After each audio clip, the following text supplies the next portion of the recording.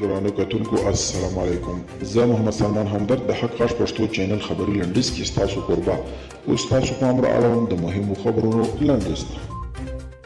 د افغانستان او پاکستان ترمنځ د سوداګریزو اړیکو پراختیا په سیمه کې د پرمختګونو سبب شي. ایرو ایشیا په یو تحلیل کې ویلي چې په وروستیو کې افغان حکومت او پاکستان د سوداګرۍ په برخه کې یو لړ توافقاتو ته رسیدلي چې ژر به د تغییراتو سبب شي.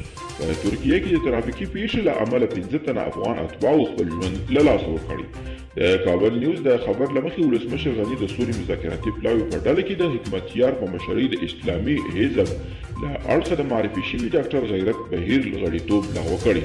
راپورونه وایي چې د ولسمشر غني له تازه دغه پریکړې سره د ملي مصالحې عالي شورا مشر عبدالله هم مخالفت څرګند کړی. پاکستانی چارواکي وایي چې پاکستان کې د افغانانو لپاره شاوخوا 200,000 جعلي پاکستانی شناخته کارتونه لغوه کړي دي. د پاکستان د حکومت دې کار د ځایي پښتنو غوسه راپارولې ده او د امریکا د جرګې پخوانی مشر نانسي پلوسی یو ځل بیا د امریکا د استازو جرګې مشره وټاکل شو.